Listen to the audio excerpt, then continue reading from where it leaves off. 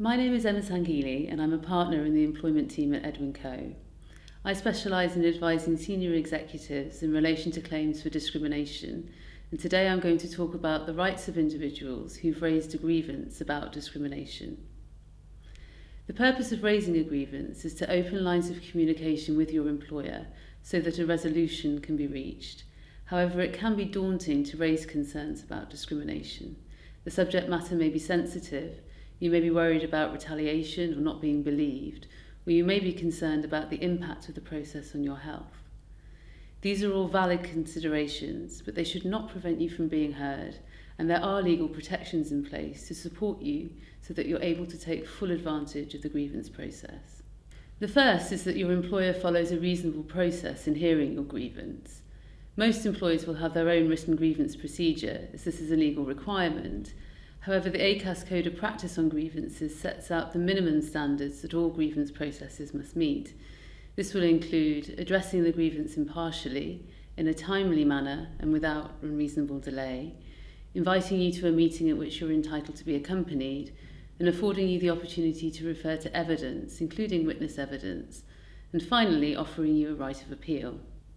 If your employer seeks to brush your grievance under the carpet or does not address it in a reasonable manner, then a tribunal may draw inferences in your favour from this, and if you succeed in your claims, then a tribunal may also award an uplift of up to 25% on any award as a penalty to your employer for not complying with the ACAS Code of Practice. The second right is not to be victimised. Raising a grievance asserting discrimination is called a protected act for the purposes of the Equality Act. If your employer treats you less favourably because you've done a protected act, then that is an unlawful act of victimisation from which you can claim financial losses and injury to feelings. Therefore, if, for example, you are sidelined, passed over for promotion, not given a pay rise or bonus, or worst case scenario, dismissed because you've raised a grievance, then you will have an actionable victimisation claim, which in many cases may be more easy for you to prove in the tribunal than the underlying discrimination you were complaining about in your grievance. This means if you raise a grievance asserting discrimination, you should be in a stronger position than if you suffer in silence.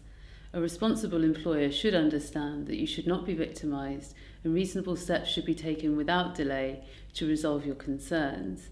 An irresponsible employer who penalises you for raising your grievance or who does not deal with it reasonably will find themselves in a much more precarious legal position. The third right I want to talk about today relates to the disability discrimination provisions under the Equality Act.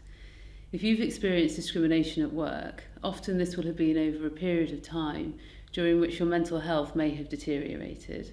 In particular, it's very common for clients who've been subject to discrimination to have heightened anxiety and depression, which can itself amount to a disability for the purposes of the Equality Act.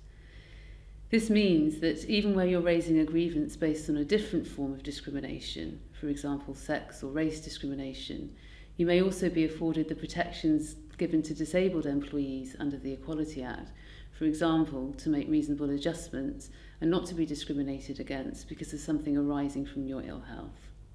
Reasonable adjustments could be to the grievance process to enable you to participate effectively in it, or could, for example, be to the assessment of your performance during the relevant period if your performance has been impacted by your ill health.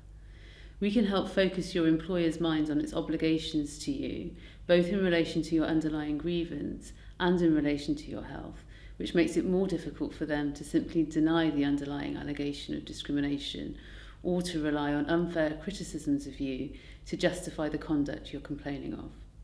This is a complex area of law that we are well versed in, and we're able to support you throughout the grievance process to help ensure your health does not prevent you from engaging in it and is not further damaged by the stresses of the process. If you have any concerns about discrimination at work, or you're raising a grievance and you're finding that stressful, please do reach out. We're experts in this field and we're here to help.